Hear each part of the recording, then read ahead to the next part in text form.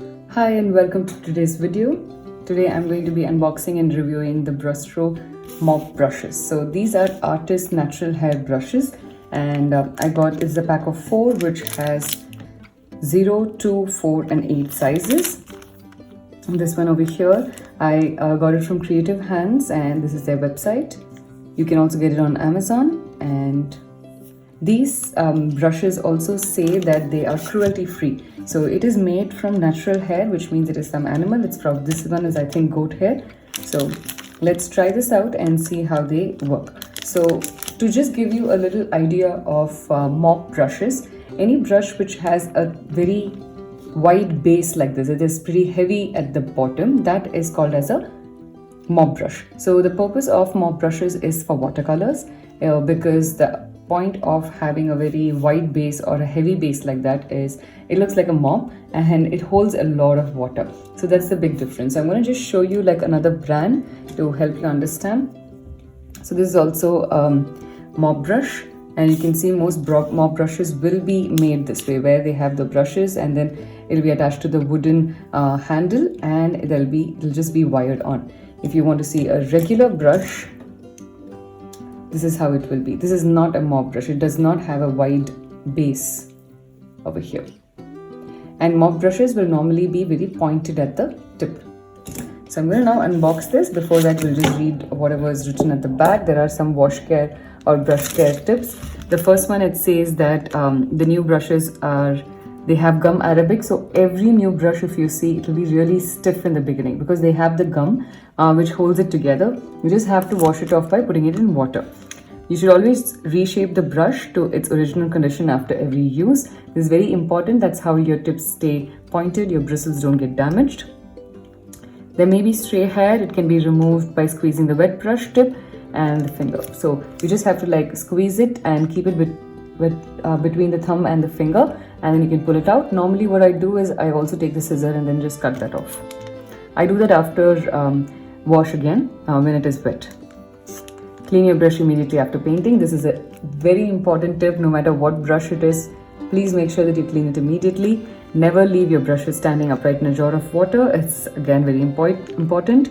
Avoid soaking the wooden handle and dry it after cleaning. So it says very clearly here that it is cruelty-free goat hair bristles. So let's unbox this and test these brushes out.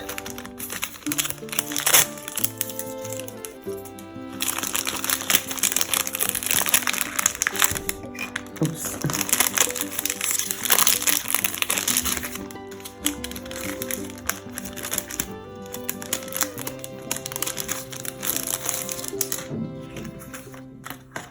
So it comes stuck at the bottom.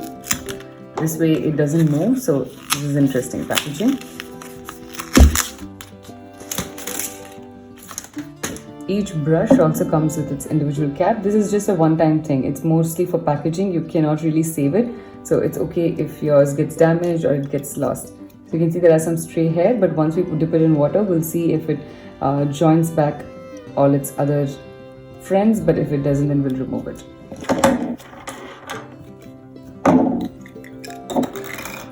So honestly, I have been a little skeptical about getting these brushes earlier because I think I've heard like mixed reviews before whether these brushes like hold good water or not, and I've heard that the bristles keep coming off at every wash. So let's try this out today and see how they are. So the first thing that I'm going to do is just dip these brushes in water to remove the gum arabic. So this is what each individual one looks like. It has a nice long barrel, really good long handle, and you have the brand written on it, and it says it's a round brush and it is the size 0. So it's very sharp, the tip. It's literally poking through my finger. So we're going to put this in water, and you can see how it gained its original shape. All the gum is gone, and when I take it out, it has a very sharp finish. So I'm going to do this for all the brushes right now. This is again very sharp. This is their size 2. When I dip it in water, it opens out. We'll do this for the next one, which is size 4. It's very wide, the base. I really like this.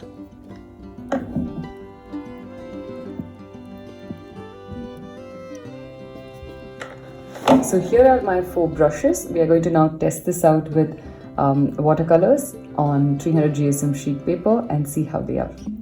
Alright, it's time to now test out these brushes. I'm using watercolors over here, and this base is also called as the belly of the brush. So let's see how much water this one is able to hold. This is a size 0 brush. We'll just pick out any color.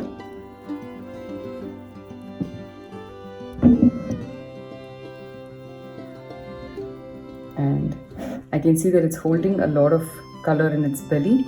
Some of the bristles do seem to be coming off already. Let's test it out and see.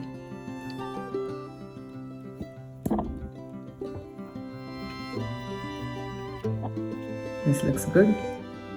Like for a size 0, I'm able to create really big leaves, and I'm also able to create small ones.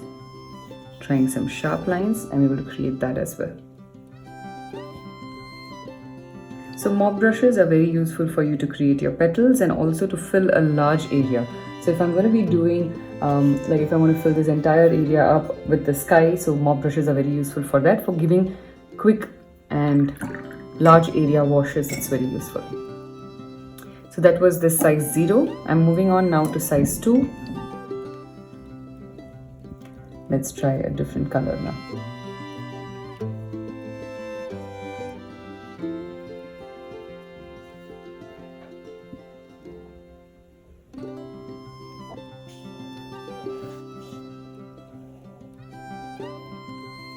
The size 2 is quite big. I'm quite impressed with their sizing. So if I have to create like a flower with some petals, I'm able to do that. So size 2 is also quite good. Since these hold a lot of water, you cannot use these brushes for wash or acrylics. Please use these only for watercolors. I'm now moving on to size 4. I'll show you how I mix my paint.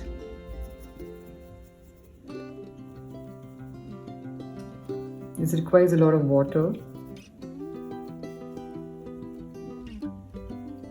It holds quite a good amount of water. So make sure that your entire brush is rolling in the color. This is my size 4 and it's very good. I'm quite impressed with it actually. I wasn't sure how they would be because of the earlier reviews that I had heard. You need to always wash it out well. You can also keep a cloth next to you and dab out the excess. Don't press it too much, but make sure that you don't leave them wet also, and never inside your cup of water. Let's try this last size, which is size 8. I'm just mixing an orange and a pink. So for a brush size of this, you will require quite a bit of color and water. But you will know that, you'll notice mainly that it doesn't run out. It just holds the color and the water inside the brush. So I can create so many different strokes. Let's see when it runs out. I've just dipped it only once, created so many strokes, and the color is still there. So that's the speciality of this. If you're creating the sky and other larger areas you need to cover, then your mop brushes are the best ones for it. So I've been proven wrong. I'm glad I've been proven wrong in terms of my, I was very skeptical like I was saying about these brushes, but I'm really happy with them. I think it's a wonderful buy, and it's also not very expensive, so I'm quite happy about that.